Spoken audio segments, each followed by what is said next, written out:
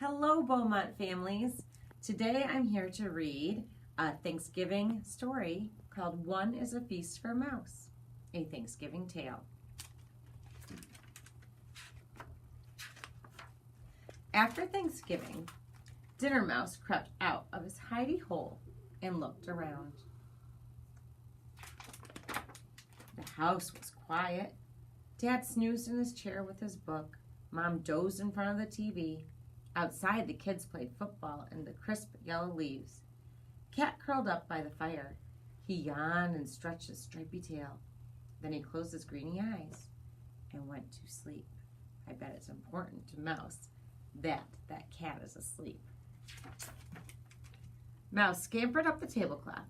Thanksgiving leftovers were still on the table. So much to eat. Mouse saw a teensy tiny, toothsome green pea all by itself under a plate. Give thanks, he thought. One will be a feast for me. Mouse rolled the pea across the tablecloth to take it back to his hidey hole. But his eyes were bigger than his stomach. He saw 6 leftover cranberries glowing like rubies on a silver saucer. I'll just take one, he said to himself. One is a feast for me. He balanced one cranberry on the top of the pea and started once again across the table to his hidey hole.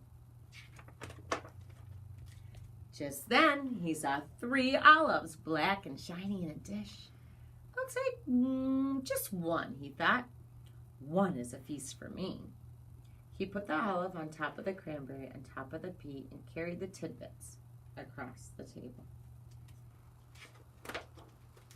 Then he saw the carrot sticks, crunchy and munchy and orange. I'll take just one, he thought. One is a feast for me.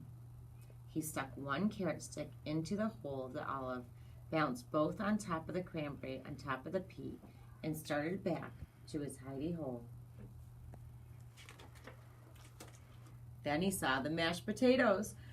Mouse potatoes! There was just one scoop left on the plate. I'll just take the plate, Mouse thought. What a feast I will have. He balanced a plate of potatoes on top of the carrot stick in the hole in the olive, on top of the cranberry, on top of the pea, and Mouse started off across the table. Oh boy, he's getting a little greedy. Then he saw the gravy, brown and luscious in the silver gravy boat. Gravy for the mouse potatoes, he thought. I must have that for my feast. And he balanced the gravy boat on top of the mashed potatoes, on top of the carrot stick stuck in the olive, on top of the cranberry, on top of the pea, and he started off. But then he spotted the pumpkin pie. Ooh, I'd have a hard time passing up that pumpkin pie. One slice of pie, brown and dimpled with a collar of fluffy cream. So he balanced the pie on top of the gravy boat, on top of the mashed potatoes, on top of the carrot stick, stuck in the hole in the olive, on top of the cranberry, on top of the pea, and he started off across the table. The pie slid, but Mouse caught it just in time. Mouse bobbed and bobbled across the tablecloth on his way to his hidey hole for his Thanksgiving feast. He didn't see Cat creeping closer and closer. But Mouse saw the turkey. Brown and juicy, surrounded with parsley. Much was gone, but there was enough left for a mouse feast, or even 2. I'll just add that, thought Mouse. And he carefully placed the turkey platter on the very top of his pile.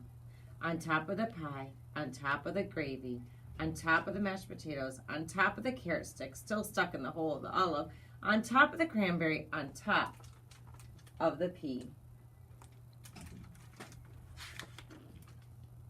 He started off across the table to his hidey hole, and there, at the table's edge, he met Cat, greedy-eyed and hungry, clawing at the table. Uh-oh.